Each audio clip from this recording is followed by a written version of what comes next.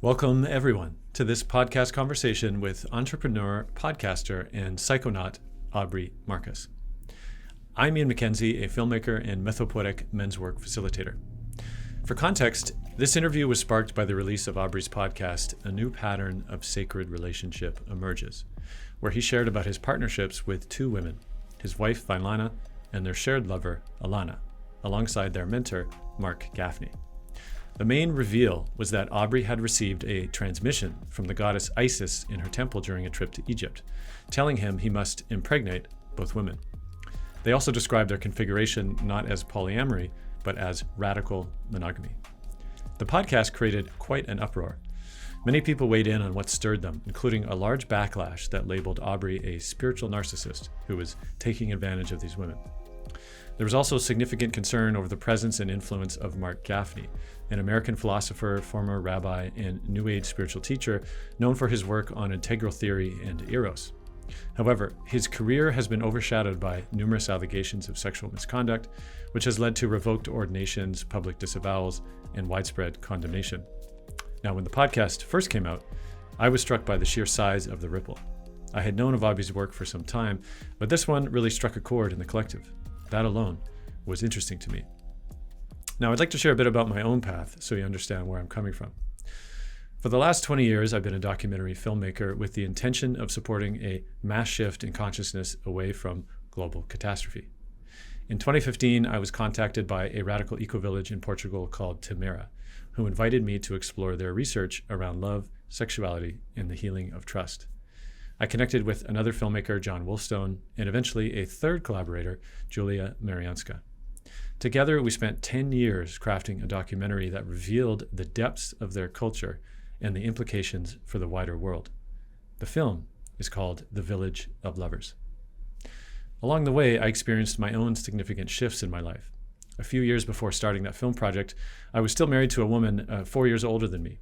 We lived in the typical monogamous container, and a few years into our marriage, we were faced with fertility challenges and began exploring alternative subcultures like the Burning Man community and the field of non-monogamy.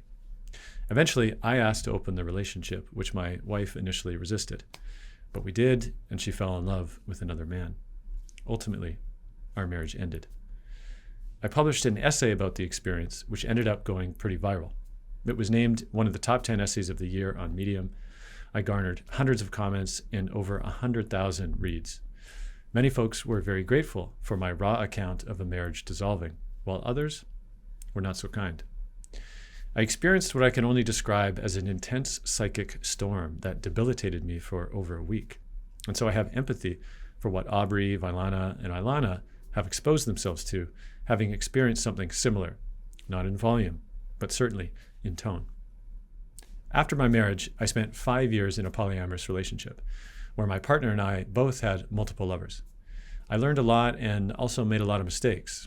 And in the last 2 years of that relationship, she also had another male partner. Eventually, I left that arrangement because it was no longer aligned with what I truly wanted. Not long after, I met another woman. And though we initially explored an open relationship, when she became pregnant, she requested monogamy right away, which is understandable, though it presented its own challenges. We spent the past 8 years mostly exclusively partnered, and we continue to explore what constellation feels most aligned for both of us. My experience at Temera has deeply influenced me. It showed me what's often missing in modern relationships, whether monogamous or polyamorous, the vital role of supportive community to help navigate the intense energies of sex and belonging. My co-directors and I have come to understand this as the relational ecology surrounding a partnership. And so when Aubrey's podcast came out and I witnessed the uproar, I felt called to connect through a mutual friend. I invited him and his partners to watch The Village of Lovers, which they did and loved it.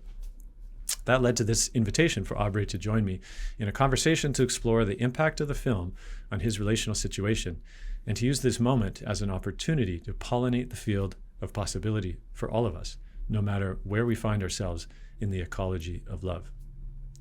Speaking of which, you are also invited to stream the film right now, which would certainly enrich what we'll be talking about shortly. Check it out at thevillageoflovers.com.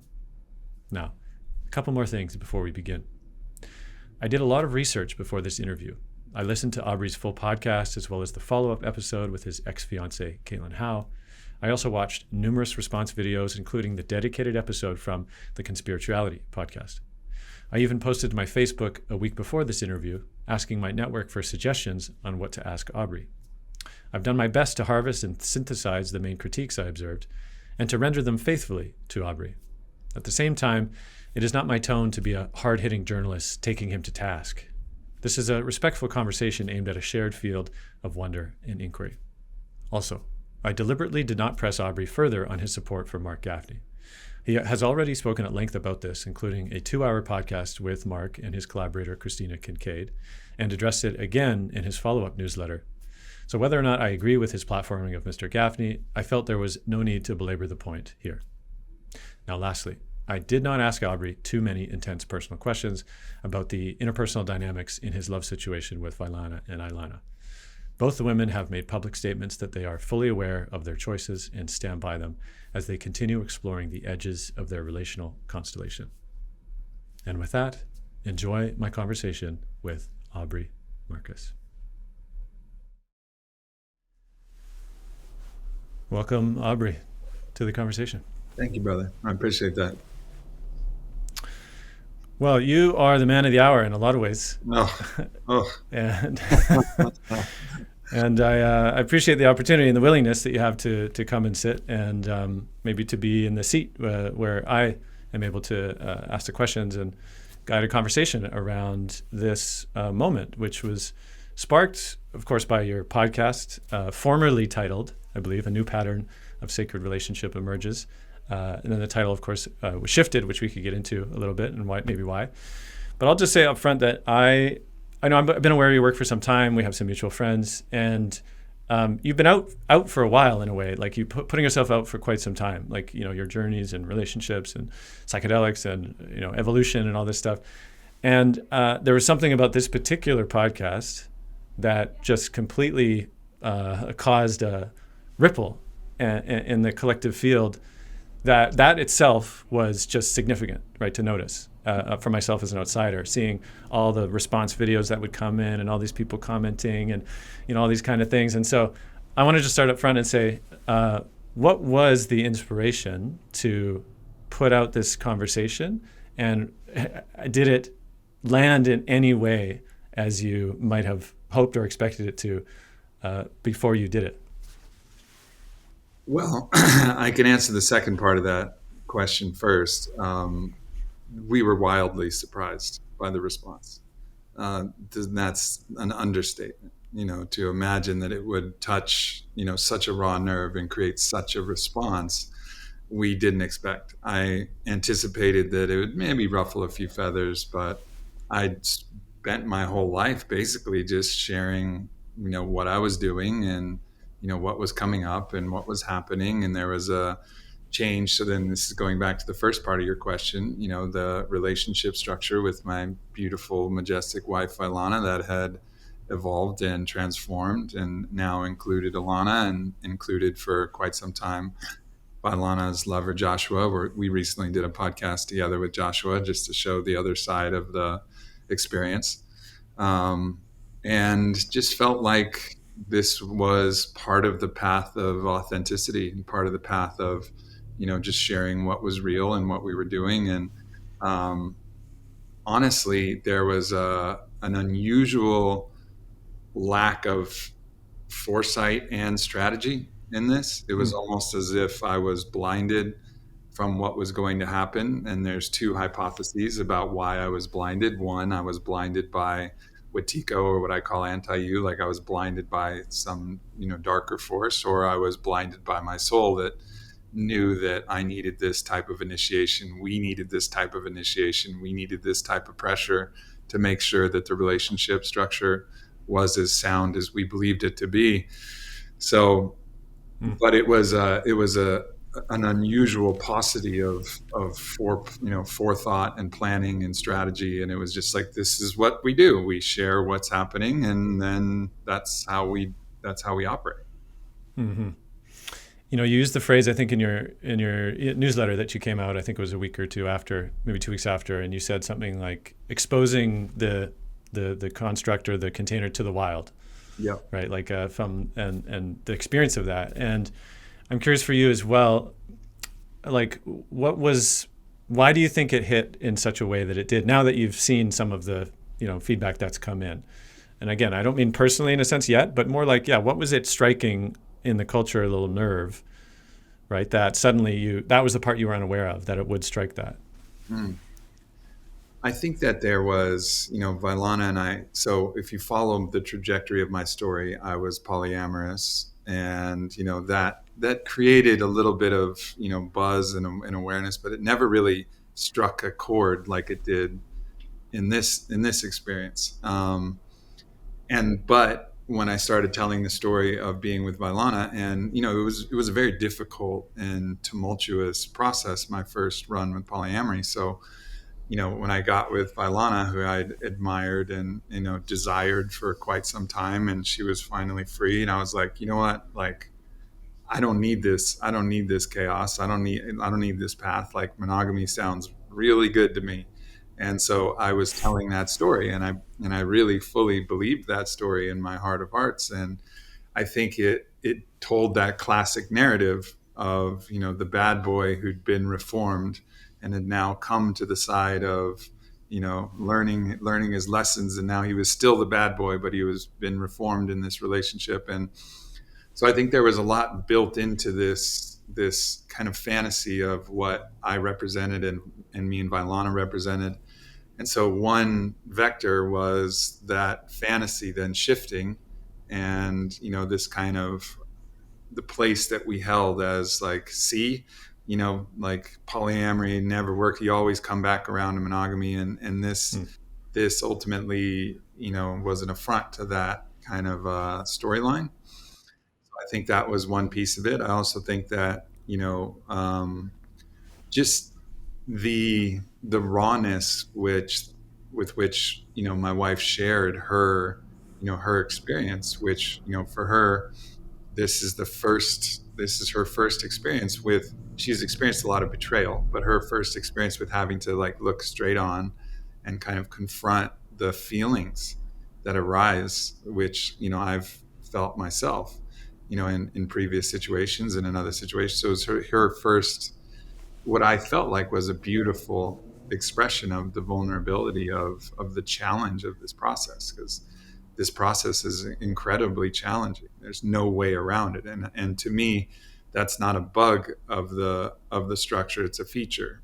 Like, the challenge actually is the crucible that refines and calcinates, which is now a chemical word for burning away the impurities, that it really brings you to a level that, you have to confront yourself and confront your jealousies, confront your possessiveness, confront a lot of different elements, and also have the kind of flexibility to think you're going one way, but then be surprised and change another path. And so even when we finished the podcast, I was like, Vi, that was beautiful. Like, you were so beautifully there, in touch with your emotions. But of course, the emotions that I'd felt, they weren't as present in that podcast. So I think there was this kind of general impression and outpouring of like real sympathy for Vi, because she got to share, the vulnerability of her experience. And, I had previously done that, for many years before. But in this particular experience, when she got with her lover, Joshua, I was a little bit like a seasoned veteran. Didn't mean I didn't have my moments. Didn't mean I didn't, walk out onto the playa at sunrise, when Vailana was with her lover Joshua, and have a few tears and experience, some of the challenge. But for the most part, I had walked through this path. Mm-hmm. So I think it was a confluence of a lot of that. I also think there's been in this kind of postmodern world, and apologies for this long-winded answer, but in this kind of postmodern world that we're in, there's not a lot of values that have withstood, the academic pressure on everything being a subjective story and all of this. And so one of the few remaining values that people have kind of returned to is the value of like monogamous union in a dyadic construct. And I think there's a lot of people who are like, you can't, challenge this one thing. This is all we got left. Like the only goddess that's left on the altar is Aphrodite, and the only way to worship her is this way. And we were saying, well, Aphrodite's still on the altar, but there's many ways to worship. And I think there was a somewhat fundamentalist reaction, not calling the people fundamentalists, but that idea that no, there's only one way. And that's how I would describe fundamentalism, is the belief that there's only one way, and that there's not multiple ways that you can actually worship God or the goddess, or in this case, I'm using Aphrodite as a stand-in for this kind of ideology. Mm. Thanks for that. A lot of stuff comes up. I mean, one is that I think a lot of people saw themselves in different parts of the constellation. Sure. Right. A lot of people, this is again going from a lot of comments that I read and things, would say, I've been the woman that's been abused by the spiritual narcissist, guy, or like I've been the third, unicorn with a couple, and was told I was pure and a magic, and then later it didn't turn out that way. And so it's kind of like everybody could constellate, right, and then react to what felt like whatever was on display that they would find, right, the either previous harm that they've experienced or patterns in the collective, sure, which are present in common. And so I guess I'm curious for you as well, like, if you were like taking a seat on the outside of that situation, right? And then you could say, oh, okay, these are the main things that came up, and kind of like faithfully occupy, without kind of being identified for a second as like the guy in the center or in the constellation, but to kind of faithfully render, okay, I would see why that would be like super triggering actually for you, mm-hmm. right? I can see why, the quick use of psychedelics in a relationship that, you just met somebody fairly recent, and the willingness to go in a pretty altered state, I could see why, that could be triggering for a lot of people. So I'm just curious how does that feel to kind of just take a moment to kind of take those seats, because I feel like your audience as well, that's kind of what I picked up on, was like not so much like over-personalize a lot of the stuff, which I understand there's a lot of venom and vitriol did come, but just the stuff that actually could be of value to kind of honor, like, yeah, I understand why that would be a thing. So I'd be curious if you just could walk through that. I mean, I think you hit on a lot of the things. I think there's been a lot of pain, and there's been a lot of patterns, and these are patterns that I've also seen play out in, friends, other partners. Like I've seen this happen in other cases, and I can totally sympathize with all of those perspectives. And, it's easy to see a limited amount of information and then have a pattern that's established and then try to snap on this situation to a pattern. But if you do that, you lose the nuance of what the actual situation was. And I think so absolute total understanding and sympathy for for all the people who've suffered in any variety of these different situations that you mentioned, because Mm-hmm. that's real, that's happened. That's something that does need attention drawn to it. And so, if this, allowed that conversation to be more vocal and visible, then that's in my mind a net positive. Now, of course, it's extraordinarily painful for me because it's missing the nuance and the verity of our particular situation, but the patterns that were kind of discussed are real patterns. It's not that this doesn't exist. The manipulation, the narcissism, the ability to kind of control things. And so I mean, I get it for sure. And there's an older, wiser version of myself that says, like, I'm grateful. I'm grateful that these conversations were being had. I mean, and if I have to be the one that had all the arrows pointed at it, perhaps then at least it'll be a warning sign for those people who are actually acting in that manner, that like, hey, like, you be mindful of all of these ways that you could really hurt people, and really, particularly the feminine, like all the ways that, but it's not, that's the other thing. It's not completely isolated to the feminine as well, who's been hurt. There's a lot of men Sure. who've been deeply hurt as well. But these general patterns and these general ways in which people were assessing this situation, it's important to draw attention to these subjects. Mm-hmm. It's been very difficult to be the to be the focal point of this, but I am grateful that these conversations are being had, because they're conversations that ultimately need to be had. Yeah, I think so. I guess what I'm trying to clarify too is that, so you did a follow-up interview, which I just watched yesterday, with a former ex-fiance, I believe, right? Yeah. Could you speak her name again here? I couldn't remember the whole name. Howe. Caitlin Howe, that's right. And so I listened to that too. And again, I thought it was, lots of wonderful explorations in the conversation. And my sense of overall was that you were kind of like feeling called to respond to maybe a deeper sense that the backlash that had happened from the first podcast threw into question of, I would just characterize it as whether you were a good guy or not. Mm-hmm. Right? And so there was some sense that you felt like you had to defend and say, but wait, I am a good guy. Look, this my former ex-fiance, talks about how beautiful the relationship was, and we've been friends ever since. And so I think you're a good guy. I'll just say that up front. And and I'm curious, as any kind of group feedback or collective feedback moment offers us the opportunity to feel into, again, how much is, other people's projections, and how much is their story and their lack of the nuance, right? But also a sense to tap in and say, okay, but what parts may be true or have truth to them, right? For me personally, or for you personally, to be able to reflect on. And because I think this is part of what the community is maybe curious about, right? Is like, what parts though do you feel might have some truth to them that you actually want to, feel like, okay, you know what? Yeah. Maybe that, yeah. So I'd love to put that over to you.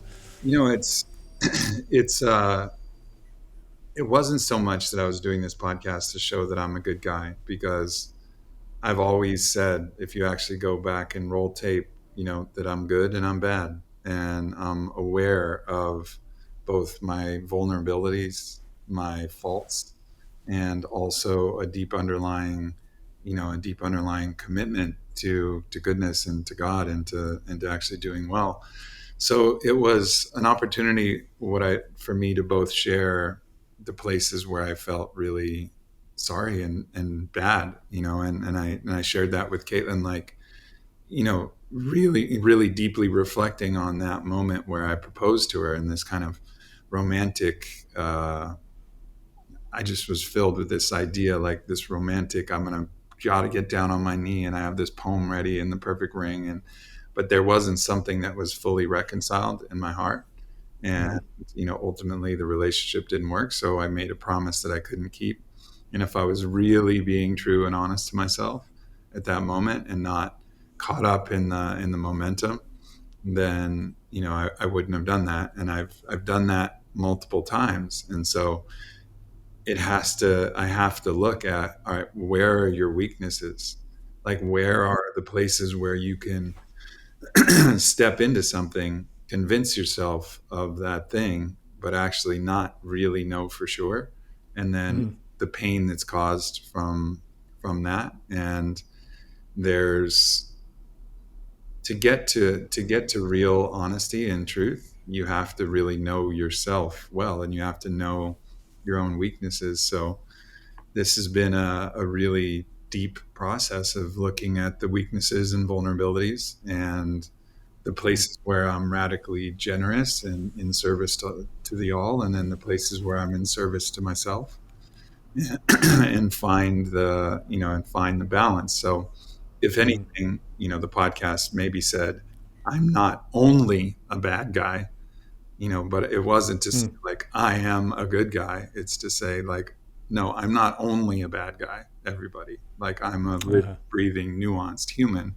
And I think that's the idea. And the larger meta point that I hope people get is that nobody's only a bad guy or only a good guy, right? Like these absolutes are a false construct and a dangerous construct, and that's, I think, the kind of meta the meta transmission of that is that there's nuance. Nobody's all good and nobody's all bad, and I'm neither all good nor all bad. But I'm a person, and I make mistakes. I've been in the seat where I've hurt people. I've been in the seat where I've been hurt.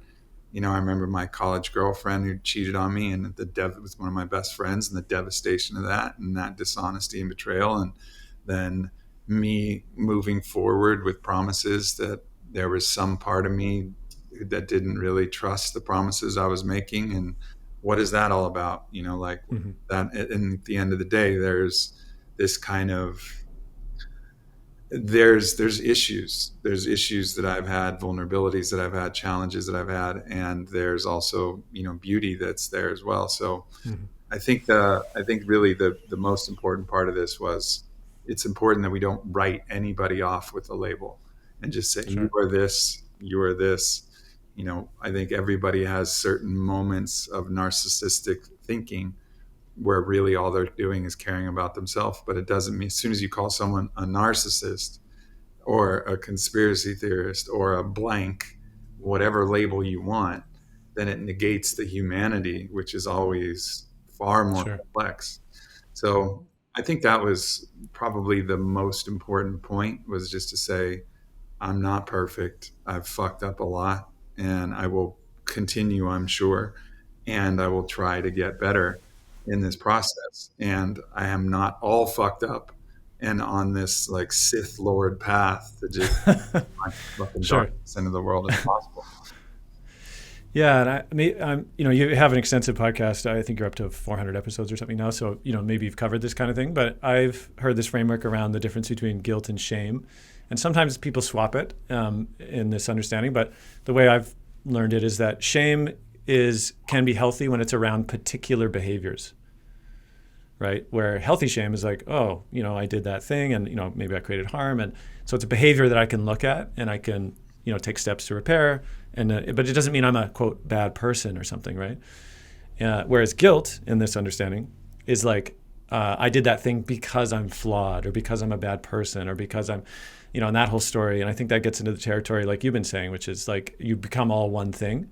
Whether we do that to ourselves for our own internalized omnipresent guilt, right? Versus again healthy shame, which is like particular behaviors that we can look at. And so I think that there's an important nuance between those things. And I think in the age of the internet, of course, it's very easy to, label that somebody's only that thing, as opposed to looking at behaviors. So I guess my earlier question too, and we circled it well, which is, what are the particular behaviors that you would think of as like, oh, you know what? I do want to bring more attention to that. I do want to bring more awareness to those kinds of things and learn how to, approach these kind of things better.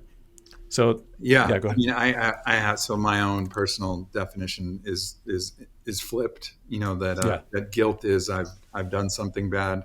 Shame is that I am bad, right? Yeah. So, but either way, you're pointing at the distinction between guilt and shame. I just have them, slightly reversed. I think that this is a real opportunity for myself and for everybody to look at actions that we take, that we actually, there's some gnosis, there's some part of us that knows that we're actually forcing ourselves to believe something, or like really imagining that this is going to happen, and that you're going to be able to uphold these standards, and that you're going to be able to uphold the standards of honesty or commitment or whatever. But there's some part of you that's like, I don't know if I can actually do this. I don't know if I'm willing to actually walk the walk. But you almost move from a somewhat aspirational place, but you don't really believe yourself in the first place. And I think this whole relationship structure, we said it multiple times, it's not prescriptive. I'm not trying to say like everybody, go out and do this. This is an arduous, difficult path, and it requires a level of impeccability in your honesty and in your communication. And there's lots of forces that will cause you to, spin the cue ball a little bit too far one way or the other way, instead of just playing straight pool. And, and those are ultimately because of your fear, or because of your desire, or because of your, shame can also create this, kind of, there's a lot of factors that can come in there, but I think the more that, you're able to actually get still, tap into your truest truth and your deepest honesty, be aware and also share, like, hey, like I'm committing to you, but I want to let you know that, like, I still have a lot of desires. So, like, if you're committing in a monogamous union and you do have a lot of other desires, be like, hey, like, I'm making this commitment, I have these other desires, I believe that I'm going to be able to alchemize these, or actually release these, or etc. But to really bring your partner to the inside of the inside, like your own sanctum sanctorum, so that your inner dialogue is not different than your outer dialogue. And it's important for business partnerships, and it's important for friendships, and it's particularly important for relationships where there's the potential for a lot of hurt. You're touching on some threads too, which I do want to return to, I think, in the future. And I think one piece that has been thoroughly mimetically replicated is the Temple of Isis transmission download, of course, right? And I'm curious for you, the big question that at least if I try to discern, right, what's the big kind of headline around that of how to understand that from outside? The question that comes is, how does one differentiate truly between like divine download transmission and their own unconscious desires or their own unconscious projections, which I know gets very muddled in the psychedelic space, where, just as a brief aside, like I was at a festival one time on acid, and I went to the art, the gallery where all the beautiful psychedelic art was. And of course I was drawn to one particular art piece, and it was like, buy me, right? This art piece, it was a beautiful eagle, psychedelic eagle. And then I was like, yes. And I was almost going to do it. And then I was like, whoa. No. I got to come back tomorrow, not on psychedelics, and see if I still want to do this. Mm-hmm. Right. And so that's just a little vignette of me being like, I can't fully trust when I'm altered of like, what is divine guidance and what's just, so how do you discern? Because also, there was the thing about the looking up Alana on the Raya app or something, right? Again, the sense of, wow, she was the one. And I mean, I know the conspirituality guys went to town on that piece, but I wonder for you about how do you differentiate and how much if you're not actually accurate? Like maybe if it is what are the checks and balances around those for you? I'd be curious. It's a very good question. So I think the first question to ask is it possible that there is communication from either your higher self, your soul, or other, entities that may exist? Or, I think it's very rare and unusual for the actual God voice to come in. And that's something that people didn't understand. I think my understanding is it works often through intermediaries, like it'll work through the voice of ayahuasca, which I believe is a spirit, and I believe actually communicates. And there's also an intense level of discernment. So, one of the stories that Dr. Gaffney shares is, this story of the binding of Isaac. So this is one of the most famous stories in the Bible, in the Old Testament. One read of this story is that, Abraham hears from God that he needs to go sacrifice his son, Isaac. And so he brings Isaac up on this camping trip, up to the mountain. And Isaac's like, hey, where's the goat? And Abraham's thinking like, well, you're the goat, like we're going to sacrifice you. And then at the last minute, there's another voice that comes in and says, don't sacrifice your son. So in the traditional fundamentalist reading of this, it was God the whole time. God was testing his faith. And so he was listening to the God voice the whole time. But the retelling of that story is that if you look, then Abraham's father, Nimrod, was going to sacrifice Abraham at a certain point and stop. So that voice that he heard was repetition compulsion.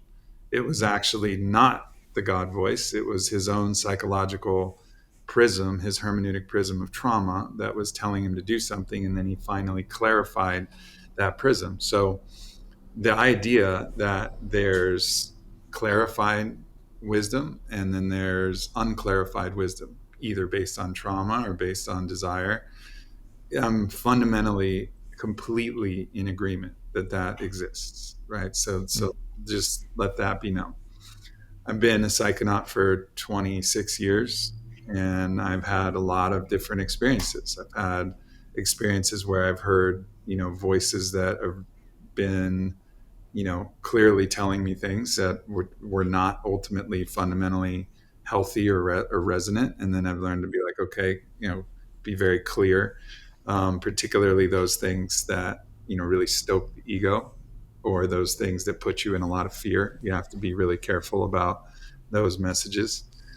And this message, so, first of all, to go to the earlier part when we were looking on, on Raya, it was both Vailana and I who were doing this. So it had been, several Oh, months. this is the dating app you're saying? Yeah, yeah. Dating apps. So several months of us kind of poking around and looking and not really finding anything. And not that these people weren't beautiful, but there was nothing that was really resonant. And so it was an unusual kind of specific moment where I was like, it's going to happen now. And that came in, and it did happen. And Alana is, she's a beautiful being and has been really, wonderful for our lives, regardless of whether there was even this, this romantic component. She would have been a great friend and ally that we'd had forever, regardless. So there was that moment, and we were both excited about it. And, we went out and had lunch, and then, we're just talking, and really there was not a high expectation that we needed this to be romantic at all. We were just looking for friends and companions and kind of expanding our horizons. Vailana looking for men and women, and obviously, like, we were just looking to, like, ultimately meet people. So, but it was an interesting synchronicity. Now, if you move back also in time, I had a synchronicity with Vailana where we had an intimate moment in 2017 when she was between partnerships, and I was polyamorous at the time, and I had this, like, star of light in my third eye, open eye, closed eyed. It was a sober day. I wasn't on any medicine. And it really felt like, some form of great spirit was putting, like, an asterisk on this moment. Like, don't forget, dummy. Like, this is important. Like, you're meant, something more is meant from this relationship with Vailana. So, and, I go back to 2010, ayahuasca told me exactly how I needed to create the Ana products and exactly what I needed to do. And I've gotten a lot of positive, clear instruction. So while I always maintain a level of skepticism, I also am open to receiving, because I've received multiple different cases, messages that have turned out to be really positive. Even from business to friendships to relationships to my own personal growth to a variety of different things. So me listening to the whispers, what they call the lahisha, the whisper, is a big part of my life. So when I heard that voice, which was, again, unusual as the open or closed-eyed star that I saw with Vailana, the first reaction that I had was like, what the fuck? Like, it was not like, oh yeah, amazing. Like, I'm so stoked. I was like, this is a nightmare. Like, this is a disaster. Yeah. Right. And it ended up turning into that temporarily for a while as well, because I was, like, really shook.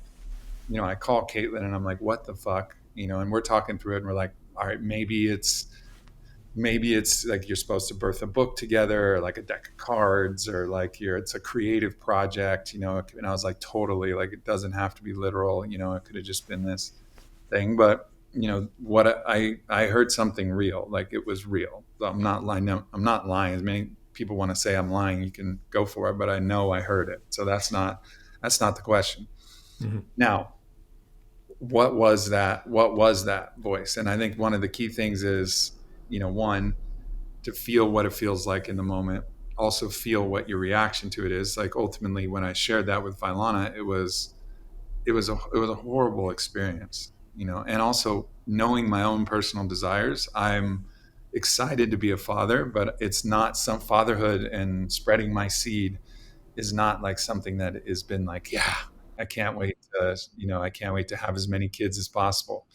I mean, that's definitely not a feeling. So there's a couple checks and balances that kind of made sense. And also, I can't deny the possibility of a subconscious desire to bring this thing closer that could have contributed to that. And ultimately, you know, you have to then also, I would say, go back and double check, right? Like you have to go back and double check, just like you did with the eagle painting. Yeah. Like go back and Did you go back to the temple and you're like, wait a second, did I get that right? Yeah. I haven't gone back to the temple, but in subsequent journeys, I've gone back into the medicine space and been like, hey, like this has been really difficult. Like what, like, is this for real? Like, is this really the path? And, the confirmations have been there. Yeah. And I think ultimately only through time, will we know whether that was a voice that was actually, here working with me for, because I think everything is translated through a hermeneutic prism anyway. So was that voice working with my desires, sharing my desires, and then actually creating something that's beautiful, that will be a pattern that, will ripple out positivity into the world, or will it create something that is, unhealthy for myself, for Vi, for Alana, for the world, for our children, and obviously if it results in something that is clearly negative, then, it really calls that voice into question. I still believe that was a true voice. And when I've checked, then it's felt true. And I believe that, beings exist like an Isis being, even though I haven't personally connected with that force. I've connected with many archangelic forces and different other intermediaries of the mystery.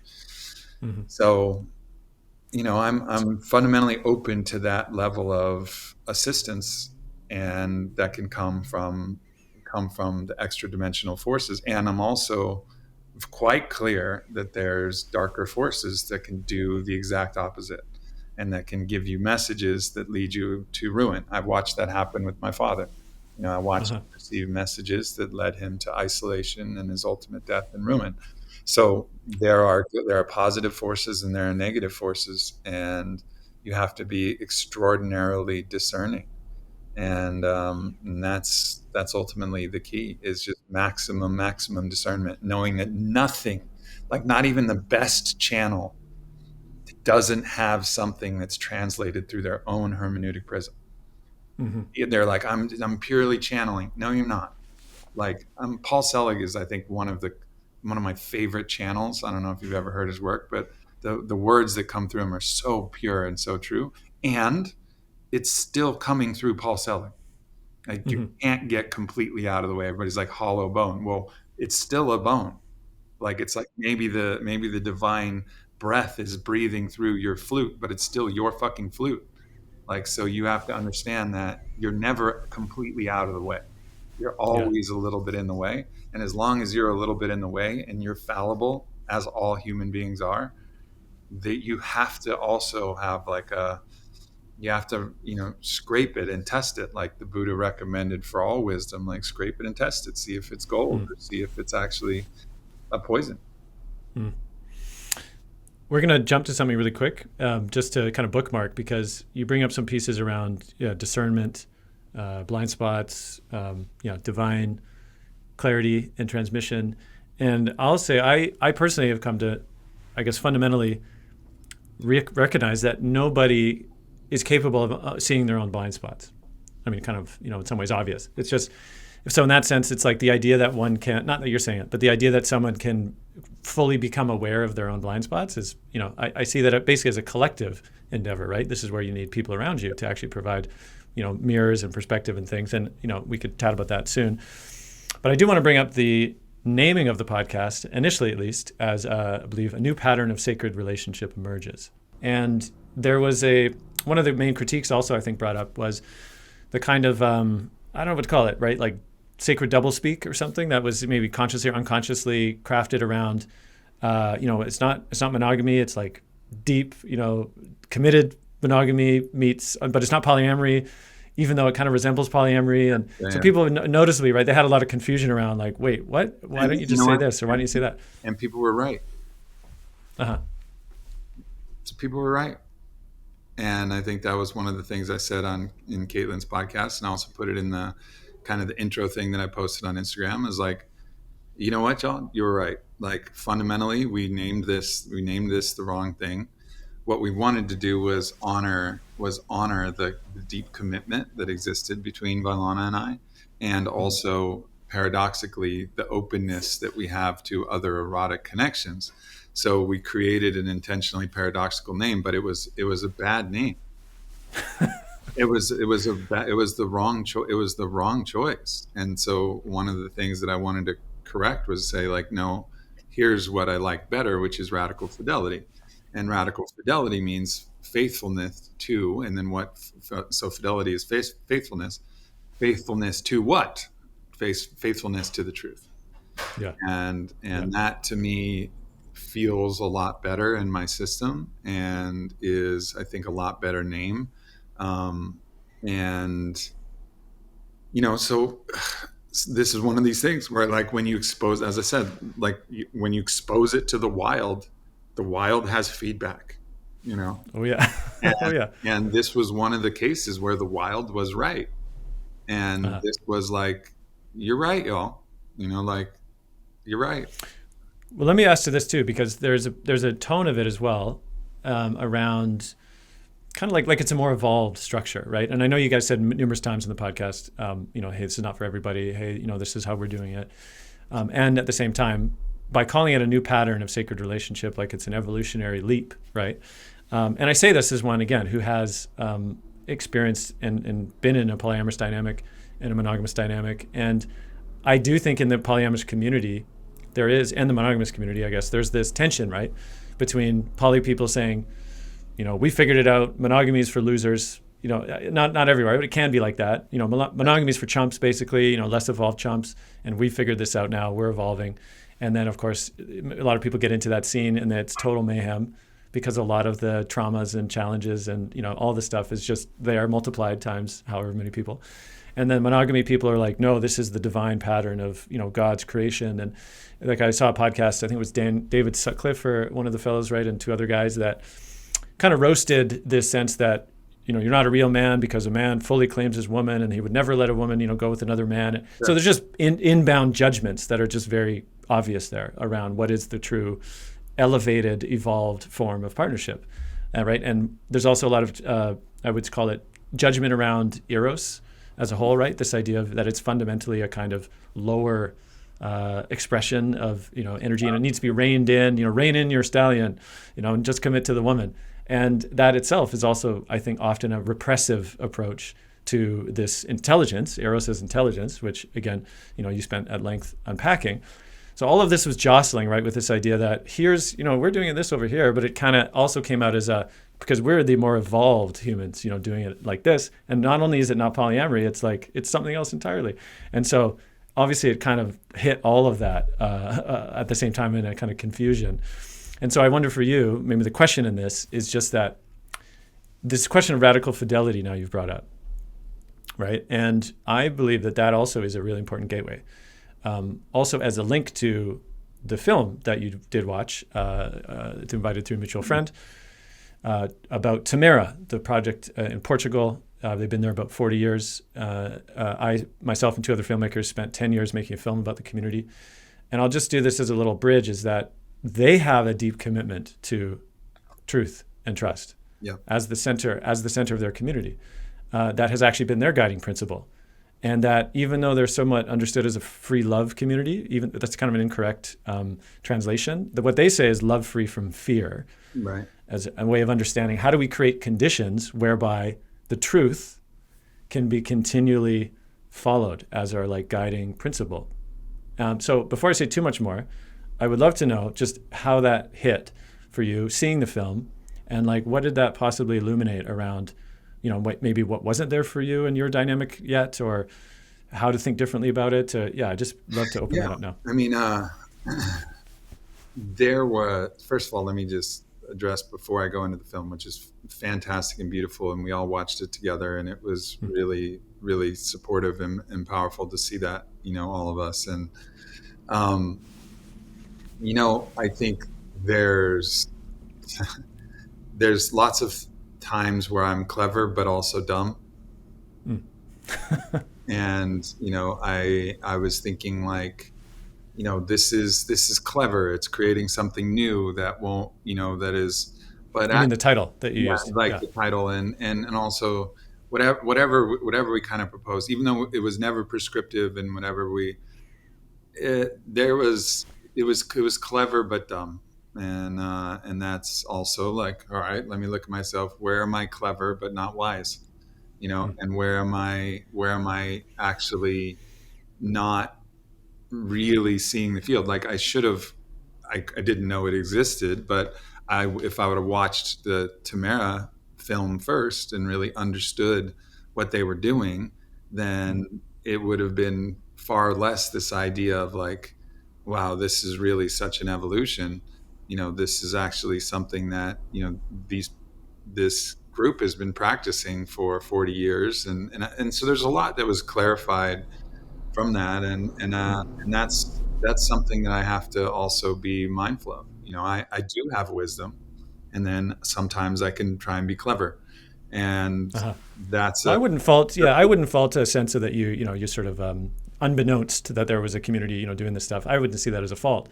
I would just be curious to hear, as it did for me when I first went to the community, after having practiced polyamory also, right, for a few years at that point, and had my monogamous marriage crash and burn, I was really like, whoa, what don't I know about what I'm not seeing, right? And so when I went to that community, for me at least, it illuminated like an entire social tapestry that I didn't know it was even possible, right? That was in a way kind of illuminated everything that was missing, whether I was in a monogamous relationship or in a polyamorous dynamic, everything that was missing from a social field that could support whatever the inquiry was, in my journey with a partner, that kind of thing. So that was overall the effect. And so I guess maybe for you, that's more my curiosity, more so of like, what was the effect of seeing kind of like a completely other social field that perhaps illuminated what you were going through differently? One of the things that I really loved was the piece, and I apologize, I don't remember their names, but it was like two friends, I would call them brothers. I use the word brother to signify deep friendship, who shared, their love with a beautiful woman, and also had like an unknown paternity of this beautiful child that they were creating. Yeah, Rico and Janos. Yeah, okay, great. And so seeing their brotherhood, that really like was moving to me. It's just that to me is one of the secret blessings of this, is the ability to forge, when it's healthy, deep brotherhood, where you're willing to share your most precious, that thing that you're innately, likely the most possessive of, even more possessive than money, even more possessive than like if your friend's like, hey, can I borrow, 20 grand? You'll be like, maybe. They're like, hey, can I borrow your wife for a night? You're like, fuck you, like I think inherently people are the most possessive of their love interests, of anything. So in the sharing of that, the brotherhood. Think about that too for a second. Yeah, maybe I'll just say, why do you think that is in the dominant culture, right? Like, I mean, I have thoughts about it, but I'd be curious for you. Why do you think that's such a, like, outside of Tamara, for example, in a just monogamous dynamic, right, in social society, if two men, one of them has a partner and that question comes up, or she says, I'm attracted to, your best friend, like I'd like to spend a night with him. Or maybe they do, of course, and it's betrayal and it's outrageous. And like that is the most egregious thing a man could do to a man, and like in their partner in that culture, right? That's like the worst of the worst. It's like, man, she slept with my friend or whatever, that whole dynamic. Sure. In Tamara, it's the exact dynamic, but flipped, where it's like, oh, why wouldn't it be so? Of course, close men, brothers, would likely share the same love for a close woman. That's like, of course it makes it like. So for me, I've always been fascinated that, like, why is it in one context completely, like, yeah, of course, and the other one it's the worst, right? I just for you to wonder about that. This brings me back to my own evolution. So when I was with Caitlin, I think we touched on this as well. I had a belief that it was natural and right for the male of a species to desire multiple females, but it was fundamentally subversive and transgressive and wrong for a woman to want more than one man. I had swallowed that idea, I don't know, from culture or from whatever, or just but certainly that's something that is parroted by culture. Then I read Chris Ryan's book, Sex at Dawn. I understood that there were multiple different concurrent cultures and also historic precedents where this was not the case. So, and then you look at the bonobos as our nearest, kind of primate relative. You understand that there's different configurations so that we're not like a stag that will fight to the death to protect his herd or a lion that will do the same. We're different actually. And so a lot of this is programming. And I think we've just been in, a 1600 year cycle or however long it is of cultural programming. Whether that programming, even if that programming includes polygyny, there's still the programming that if you're the man, then you don't share the one that you're making love to. And I think there's a deep, deep cultural programming, and then it's of course spread to both sexes. But the unwinding that cultural programming is extraordinarily difficult. Whereas always historically, people have lent each other money. People have like, hey, you need my car? Here, take my car. Oh, well, it's a Lamborghini. Like, that's all right. Just drive it safe. Like it's got insurance, whatever. There's a whole historic precedent where people are not like, sure. It's just, I think there's so much that comes from culture. And to see Tamara that's created and kind of incubated a different cultural construct within this larger, dominant cultural construct is really beautiful to see that they've been able to hold and maintain that and also feel the truth of what they were feeling, to feel that actually this is not an encoded biological, factor, that this is actually a learned cultural trait. And I think that's kind of the place where I ultimately arrived, is that a lot of this is based on cultural programming, not necessarily on biology. And I was not aware of that until about 10 years ago myself. It's interesting you mentioned Sex at Dawn as well, which was a formative book for me, back 10, 15 years ago. And I've actually interviewed Christopher Ryan since then, and we really had a great conversation about it. Yeah, he's the best. But I'll say that, that sense of the bonobos as our closest primate cousins, and the way that they use sex and you say the eros and sensuality as a social kind of like bonding dynamic as well. I mean, it's significant. And the reason I want to say this too is that I've also spoken with Riane Eisler. I'm not sure if you've ever have. She wrote a book called The Chalice and the Blade. But she distinguishes between this idea of, rather than like patriarchy and, non-patriarchy or something, she talks about domination culture versus partnership culture. And so domination culture is what I would call modern, society that most of us live in, right? It's a culture of either subtle or overt domination. And so within that field, of course, if you don't know it's the water you're swimming in, then you don't understand how power is moving and how dynamics are moving, right? And how that actually heavily influences our understandings of what biology is, right? What's like normal or not conditioned, but just innate. And for example, even the idea that your deepest sense of belonging should be found in another person, right? That as an unquestioned, like cornerstone of like a monogamous sort of divine union situation. To me, I've come to understand through my time at Tamara that that's not necessarily universal, right? Because when you have a community of deep trust and mutual support and solidarity, you find, and I've experienced a touch of that when I was there, that your sense of belonging actually diffuses to the community as a whole, right? And to land itself, which is ultimately, of course, where indigenous comes from. It's like you actually belong to the land.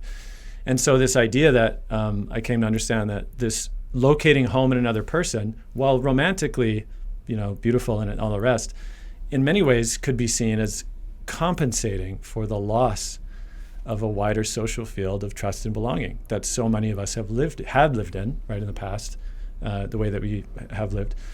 So the modern constructs are actually very recently, divergent from this way that we kind of organized ourselves, and then have come to become like universal truisms, right? Oh, it's just the way it is. So I say that too because this idea of claiming women and that their property and ownership, and that their sexual desire is somehow not as present or allowed, all this kind of stuff. It just skews because the paradigm you're in influences, of course, all of that understandings. So I'm just trying to get that out as a sense of even the way that we ask questions is going to be heavily influenced by what we understand to be normal or expected. And I'll end with this is say, I think monogamy for a lot of people actually does make sense in the social construct that we have of a modern culture, like living mostly nuclear lives, where women are often at the somewhat dependence on men, largely too financially, and that children are raised not communally but actually within the nuclear bubbles. All of those things that people, when they try to go polyamory in this culture, they start to realize, if you don't actually have the social field of support and trust around you to do it, it's actually very kind of precarious and in many ways inviting in a lot of mayhem, right? If you don't have and most don't have that support. And so polyamory, while a beautiful, and I do believe a kind of, I will not use the term evolved. What I mean though is it's a different kind of journey, requires a lot of self-awareness, right? Personal responsibility, accountability, all that kind of stuff. But it kind of requires a different social field. And so in that sense, it's like chicken or the egg. Do you build the social field to then allow for this expansion of what relation constellations could be? Or do you start with, kind of like you've done, just kind of like heading in that direction and then butting up against all of the everything that is actually in the way of, why people don't actually explore or are unwilling to explore there more. So I'll just leave it there for a second. I'd be curious what's stirring for you. Oh man, it's a lot of beautiful things that you just shared there, and I appreciate you sharing that. And one thing that comes to mind is I think we have a similar idea around our children. These are my children. This is my boy. This is my daughter. Okay. Or this is a soul that's sovereign and wild and free, and you have the honor of helping to shepherd this soul into and help them flower and into their own fruition, but they're not yours. And I think there's this kind of proclivity for ownership of all types of things. This is my land. Okay, like you got the deed to it, but this is the great mother's land. That was inseminated with life by the great father, right? That you're stewarding it. So there's a lot that is brought up in this dominator culture that extends far beyond just the romantic partnerships. It's like even money. It's my money. Okay, well, money's energy. Energy all comes from the source of all energy. And so like you're stewarding this energy. And so, yes, in some regards it's yours, but in some regards it's also the energy that exists for the world. And so I think there's a lot to be said about that consciousness, of that kind of possessive dominator ideology. So that's one part. The other part that you mentioned is, doing this outside of community. So one of the most formative books for me was in my early 20s when I read it was Aldous Huxley's Island. And I decided then that if I ever had a son, I wasn't sure that I was ever going to have kids. It wasn't something that I was sure about. But if I did, I knew that, and if I had a son, I was going to name my son Huxley. And the reason I was going to name my son Huxley is because I felt that his explanation of the way that they lived in Pala, which was his kind of utopian, isolated, it was like his Tamara on an island, kind of situation. And of course, they had different ideologies, and I'm not trying to say that they're the same, but it was his vision of what it could be, the antithesis of his Brave New World. And it really fundamentally, impacted me in such a way that I was like, this is the way that I want to, however I can, help lead the world closer to Pala consciousness than this other kind of militaristic dominator kind of culture. And of course, those cultures come into clash. So it's been something that's been moving in me for a long time. And I think it is so difficult to do this in isolation, and I think I experienced that in my former journey. And so I was like, fuck it, like forget about all that, just go in, do it the normal way. But I wasn't aware that this deeper calling that I had all the way from when I read Island, and even when I talked about it at the beginning, I was still like, if we have a son, like I want to name that son Huxley, and like that's so it Yeah. was. So I was aware, but I'd also kind of given up on it, and then I Yeah. made a decision like, oh well, I'm not actually willing to give up on that. So now it's about, all right, how do we allow this to exist inside a different culture, but without containing it on an island like Paula, or in a ranch like Tamara? How do we actually do this within the culture?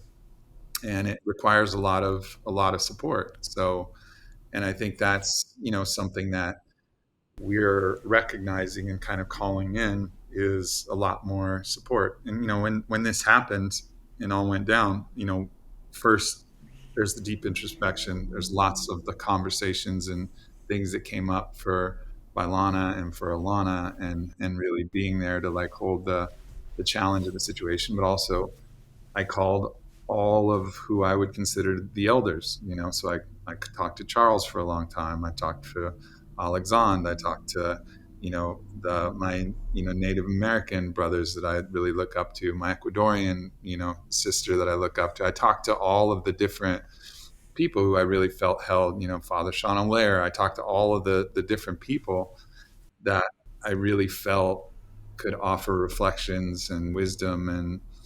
And so, I'm trying to see if we can do this without locating ourselves in a geographical location, but create a community in time and consciousness that actually is able to hold this. Mm. And that, Quick question too. What would you say, just out of curiosity, of the people you did speak to, the council that you had as well?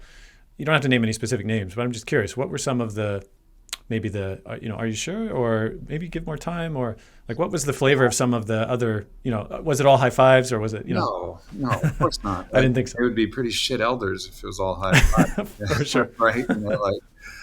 So, one of the deep inquiries was like, is there a necessity for, because I explained the virtue of this kind of familial structure, and then having like in many cultures, even the Hawaiian cultures that both Alana and Bailana share, there's lots of aunties and uncles, and, you have a more of a communal structure, usually Yeah. familial based, but then you get that one drunk uncle who's not very helpful. And then you get that, you're not really choosing it. It's just kind of luck of the draw, who's in your actual blood family and is willing Mm-hmm. to, come help with your kids. So, one of the reflections was, is it necessary for you to be erotically engaged, or could you create this without it? And, Mm. I With the two, both of them, you're saying, or specifically with well, no, Ilana? like I stay obviously erotically engaged with Vi, and then not Yeah. erotically engaged with Alana. And would that, and I, I had to deeply reflect on that and say like, and actually what it clarified for me is, there is a choice that isn't a choice of deadening your eros, and like deadening and like killing a little part of you, which I see it happens a lot. They just kill it, or they fight it, or they secretly let it out in their pornography searches, or You in mean typically with men? You're saying this is a common men way or of doing it? women. I Yeah. mean, I think the numbers now, the latest statistics, 91.5% of men had watched porn in the last month, and 65% of women had. So Uh-huh. there's this unrequited desire that people are trying to figure out what Yeah. they're going to do with it.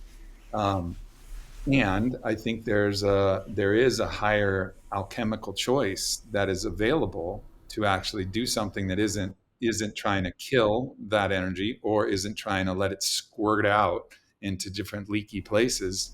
But so I actually understood how monogamy could really work. And for me, in that inquiry, what it actually did was to say like, okay, like I'm with Vailana and Alana, as opposed to polyamory, where polyamory was like, and whoever comes, Like we'll explore that. If you have the feelings and it feels like something beautiful, then you're blessed to explore it. For me, I was like, no, actually, I can make a commitment where it's, again, not classic monogamy because it's two people, but I can say, okay, for me, Mm. everything else is out of the question. There's now like, Uh-huh. never going to look online for any other, outlets of Eros. I'm never going to look, even open myself to the possibility of other people that are out there. Like, I'm actually going to do this and do this not out of a concession or a compromise that kills something, but actually like a willing sacrifice and something that I desire to do. And I saw how that could be possible in the monogamous container as well. And then that you could really actually, so Mm. that Are line, you familiar with the term polycule as well? Because that's a term that references a little bit what you're saying, right. It's like right? The sense of a committed group. boundary. Yeah. Yeah, Yeah. exactly. Yeah, that's what I've heard at least. The polycule can be one way of referencing that. Yeah. But yeah, please continue. Yeah, that's exactly it. It's like you create the framework, and then you actually alchemize and eliminate all of the other things that are outside of that framework. And obviously, in the current position, Vylana and Alana are still, the polycule isn't closed because they're still actually, pursuing and looking and available to other partners. But for me, I have my own, closed sacred geometry where I'm like, hey, look, you guys, like, if you guys can love each other and we can all love each other, like, I'm all in. Like, if we can make this work, like, I'm done. Like, I'm in, I'm done. Like, and I really actually understand now from a clarified place, like how I can make that choice, even if some other person comes in, or even if there's another voice that comes in, I can be like, Israel who wrestles with God and be like, hey, I hear you, and no, like, I'm Yeah, not doing that. Like, I have my own sovereign will, and I'll wrestle. I'll wrestle with that voice, and I'm comfortable all the way up, because that's another question they've asked. Well, what happens if you get another voice? And I was like, well, I'm 87%, Ashkenazi, and we're known as, the ones who wrestle with God. So, like, mm. I will not accept that, and I don't believe it'll happen. But of course, it's contingent on this structure, which I do believe is actually my soul's calling, that this structure works, and that everybody Uh-huh. really loves each other and supports each other.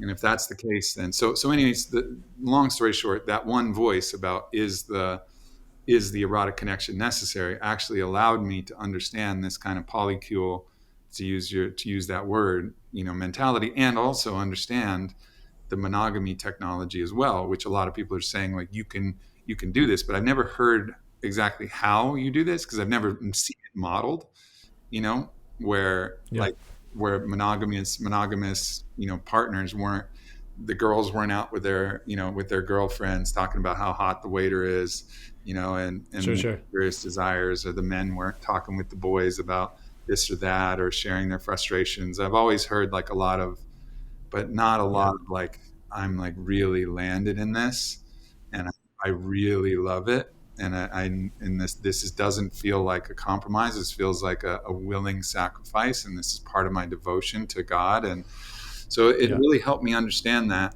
in a deeper, more fundamental way. Well, it makes me think of encountering the goddess of limit. Yes, well said. Well said. Yeah, yeah. That there's something around the willingness to limit, which also, I believe, creates the conditions for, I mean, it sounds a bit new agey now, but abundance, right? That it's the constant limitlessness, which is animated often by scarcity, right? And this is a big critique often of, toxic monogamy or polyamory, where there's this kind of hunger, right, all the time, of like, ooh, one more connection, one more other, one more encounter, right? But actually, it's not until limit, and maybe the traditional, and again, tradition is a suspect word around monogamy, because that kind of monogamy is actually pretty recent, right? This divine union thing. But just to say that there's something around just deciding, like, okay, no more maybes, Yep. and just this one, and then let's go deep into this one. Yep. That's powerful too, right? And I hear in what you're saying, at least, that there's a sense of I want to go deep into this one, but this one is two. Exactly. Yeah, it's not three, it's not four, it's not 10, it's not other maybes, it's two. Exactly. And it's a significant departure for me from where I was in the previous journey, where I was, and I think it's hyperbolic and potentially dangerous, but the goddess of limit versus the demon of more. Because you can get in this more consciousness, which is like, you need more power, you need more money, you need more women, you need more horses, you need more fucking whatever, yams, I don't know, whatever the thing is, but like, there's something really sacred about like actually knowing the limits and then willing to show up to that. And to me, I feel like I've really found that. And the people who are skeptical of my knowing of self, my self-gnosis, because of the way that I've changed my mind several times, might say like, yeah, whatever, bro, just wait till that next one. And okay, I get it. Yeah, I don't judge you for being skeptical of my, of what I'm saying, because I have a history of changing my mind. But I also think that someone who changes their mind that's a healthy thing. It's actually a healthy thing. It's like, it's one of the things that I think politicians get wrong all the time. They do change their positions, but they always deny it, and they're like, oh, it's a bad thing. Like, well, you said this 20 years ago when you were in the Congress floor, and then now you're saying this, and this means that you don't know. And it's like, well, maybe they learned. Maybe they. Well, this goes back to I think the radical fidelity dimension. But I just want to say too that, and I know we're winding our way. We got a bit of time left. There's something around a piece that I want to bring in that Tamara really demonstrated to me, which is that this commitment to, again, stepping beyond convention around relational, dynamics, for them has a very political dimension, right? It has a very radical political dimension, which beyond personal satisfaction, right? And this is often what I think is the critique leveled at the polyamorous kind of movement in the West, is that it seems to be not always, but there always a deep political dimension for certain activists within the scene, but that often it seems at least judged as primarily about self-gratification, right? Like, yeah, I want a bit more, or I just I can't fully settle down, so I'm just going to go get more. But Tamara believes that holding the political side of things, that it is actually part of a larger aspect of service, right, to the collective, allows them to actually navigate a lot of territory, which brings down a lot of other communities, right, who actually haven't figured out how to hold these big energies of eros, power, shadow dimensions, all this stuff. And so one of the ways they do that is through creating evolutionary feedback loops throughout the community, right, in their processes. And one of those processes is the forum, which you saw in the film. And it's a very nugget, bite-sized moment of the fellow who he's just moving through an aspect of anger and wanting to kind of find out, the roots of it, and it's around his mother and stuff. It was so hard to communicate that process in the film. Yeah. Because, we were in forum circles a lot over the, 4 years that I visited, and had lots and lots of footage of full processes that would take 20, 30 minutes or more. But hopefully that little snippet gave a little sense, right, of the process of someone going into the space and transparently working with what was moving them. And, you've probably experienced there's circling, there's lots of other kind of versions of this kind of dimension. But I'm curious for you, imagining that kind of process, or imagine going into the circle, right, and saying, hey, Isis told me, that this is my path, and kind of subjecting yourself to the wild in a way, but it's a wild of solid people that are also invested in the evolutionary trajectory of both the individual and the collective. Yes. And they mitigate against blind spots or against, right, grandiosity, because they build that into the system of, right, constantly giving each other straight, real feedback. And so again, I'm curious for you, one, holding a deeper dimension of, I know you've said, right, in the end of your, maybe it's your write-up or the last interview, you're in service to the evolution of humanity, or something along those lines, right, as your North Star, it seems. And as one doing so, it's that requires you to consistently put yourself in intense feedback loops, which you've done with this major podcast.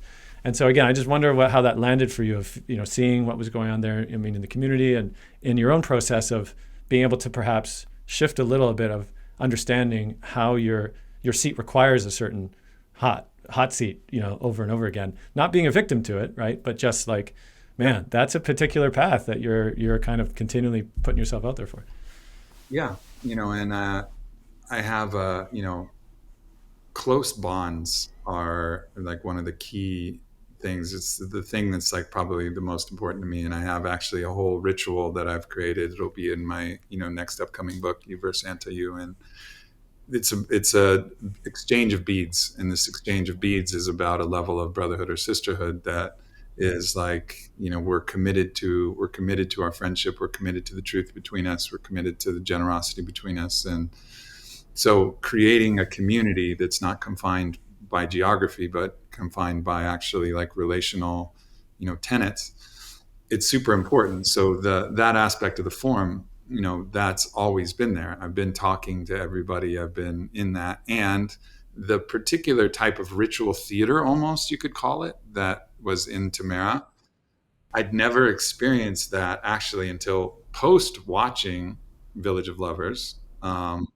With Vailana's, former lover Joshua, who they're still very close with, and he's an improv. Improv is his thing, and so we actually went into like improv theater where I got to play all the roles. I got to play the role of everything that people were projecting on me, and I got to move that through. And then Vi got to play the role of a victim, and then we got to play the role of the other different roles, and we had a good time with it. But then ultimately it was unbelievably cathartic at the end of it.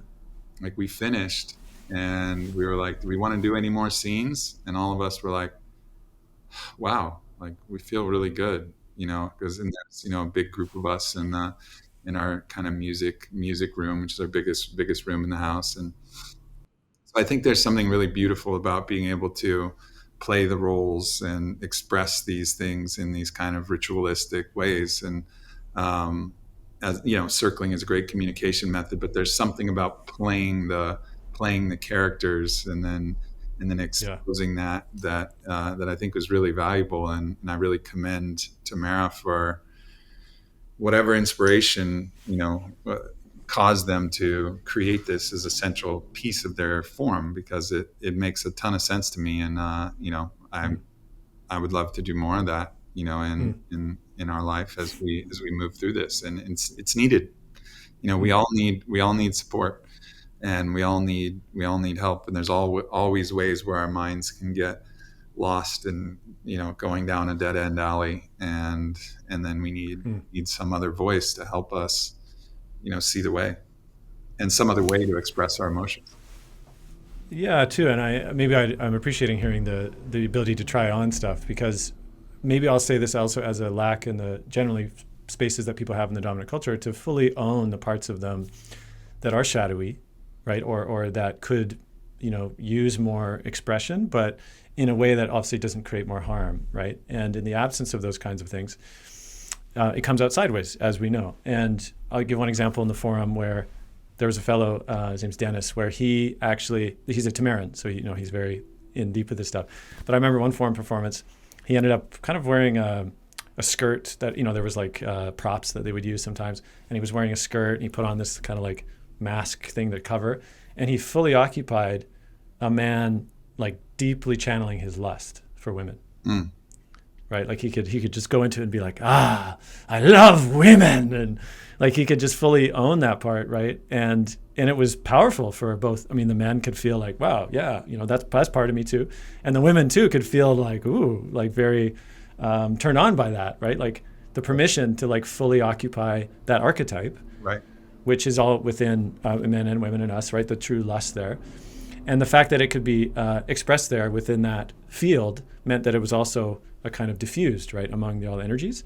And in a way, like the whole organism itself becomes more whole, right? Because things that are shadowy and kind of not allowed in the room are allowed in when you can create, for example, ritual spaces like that. And so, and in some ways, right back to the very beginning of our conversation, right, you kind of subjected yourself to a kind of wild global forum. No doubt. Right? All of you. And again, with a lot of eyes that, were unkind or quick to judge and all the rest. And a lot of folks probably that have been following you for some time that had some, compelling mirrors for you, right? And one of the practices of form, actually, which again we touched on in the film, but we couldn't really show well, was after there's a performance, the person sits down, and then the community one at a time goes in and offers mirrors about what they saw, right? So they could say, "Oh wow, I saw a man who's struggling with this and that," or "I saw, a dragon beast, fully ready to devour the damsel," or "I saw," and it's very powerful to be witnessed and seen like that, right? Within a collective field that is both solidarity with you and trustworthy. And it brings you, again, all that information about all the blind spots, right? That you're like, oh, damn, I didn't see that. Or I was so convinced of my perspective, but suddenly somebody, nails you compassionately, sometimes fiercely, with, have you considered this? Or you missed this? Or, whatever it is. Not as advice, but really like using the intelligence of the organism as a whole. So in some ways, I applaud how you kind of waded into this, a global forum, and then of course triggered the massive backlash. And again, it's for you to discern as well, like where is truth in what was mirrored, right? Both as of course for your own personal journey, but also because you are holding an archetypal seat. The group that you're through the panopticon or through the whatever is the internet. You're holding a kind of archetypal seat within this, and so people are looking to you all, right? And saying, even as much as you might say, well, it's not for everybody, this is how we're doing it, but there's still a sense of, oh, is this the way, and Sure. How should I do this? And so that's the kind of the double edge, of course, right, of occupying a high degree of space within the collective conversation. And so that's kind of, as we're winding down, again, I wonder as you think back, as you're like, damn, that was quite a month. Is there a part of you that regrets doing it? And it's okay to say a part of me does and a part of me doesn't, or whatever it is, might be true for you. I mean, it's interesting. Of course, there's a part of me that regrets it, but it's not. I don't feel like that's the truest part. Because like I have a lot of faith that this was actually what is necessary, not just for me, but for everybody to see what they're actually feeling. And again, my like with Robert F. Kennedy Jr., I got political, but that's the first time and probably the last time I'll be particularly political. It just, there was some certain things that moved me, and maybe I'll be more political when it comes to that. But I am really, really highly interested in helping people become more aware and more, conscious is a difficult word because it creates an almost hierarchical, like more conscious is better than less conscious. And so, but just call it awareness, like a greater level of awareness. And I think, so that is this guiding principle. Also, I'm someone who likes to test systems and test, whatever it is, whether it's, an ideology that involves, medicine work, or whether it's an ideology that involves relationship or family or, business. We did a lot of things that were different in our business than any other business had done before. People said we were crazy, and we did it, and it worked. And so I'm always, and it doesn't mean that it's always right. There's a lot of times that I've tested things and it hasn't worked out. And there's also no guarantee that this, experiment that we're running with Vailana and Alana is going to work either, but do I regret it? No, not in my truest, highest sense of self. And also, but because this happened on this global forum, my response, the catharsis that I needed to actually give, yes, it happened privately as well, but also like to be on that podcast with Caitlin, it was some of like the deepest tears that I was able to feel because I was back in the forum. The forum and the forum was a large forum.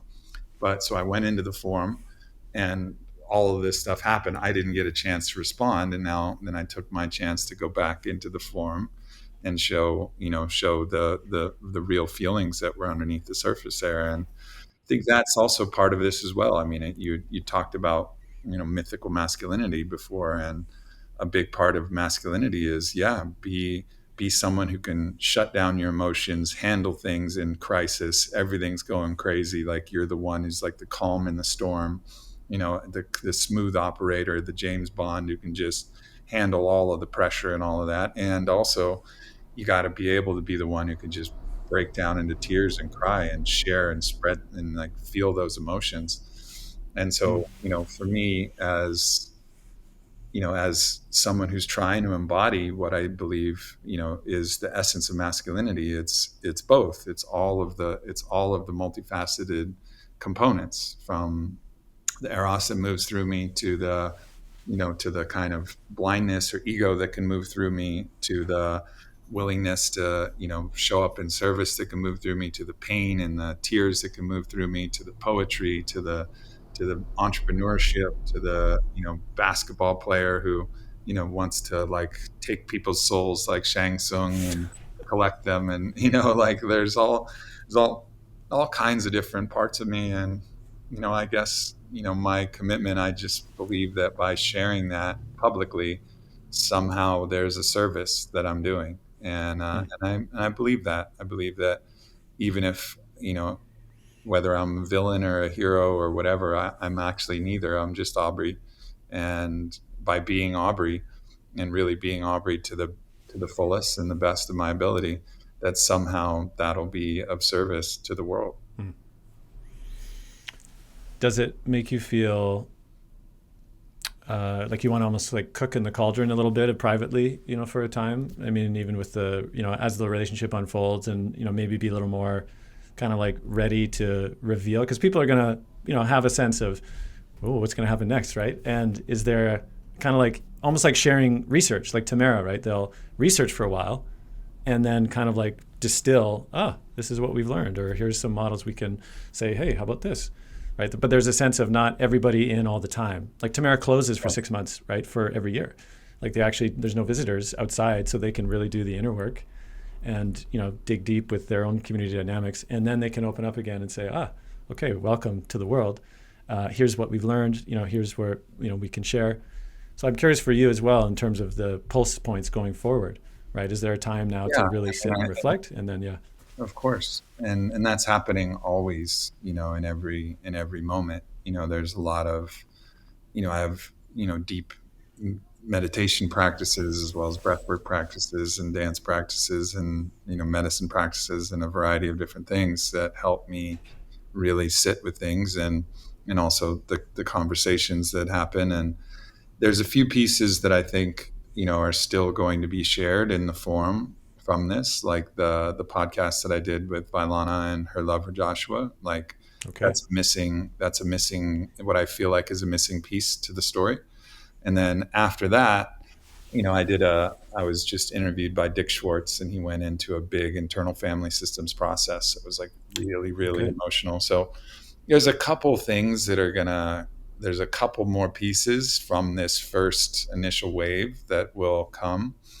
And then after that, I'm quite happy to just take my whatever 6 months, 12 months, rest of my life, whatever, and just kind of live in that. But because of the kind of what happened and the form that I shared it in, there's a few more pieces that are going to come out in that form. And then from there, we'll see. I think, and it also really depends on Alana and Vailana as well. Like, sure. How much do they want to be public? How much do they want to share? Like, are we going to even, talk about our children at all on social media? I think like these are all really, important questions. And also, obviously that's assuming that this all works. And if it doesn't, of course there will be a sharing of, okay, like, ultimately it didn't work, and of course I'll feel obligated to share that as well. But I think so basically the point is there's a few more pieces for the forum. From there, I have no idea, and I'm excited about just being in the mystery of that whole process. And I do see absolutely the value of actually having the discretion about, like, what are those things that belong in the temple, and like, create a temple to hold the supernatural, because the natural will destroy it.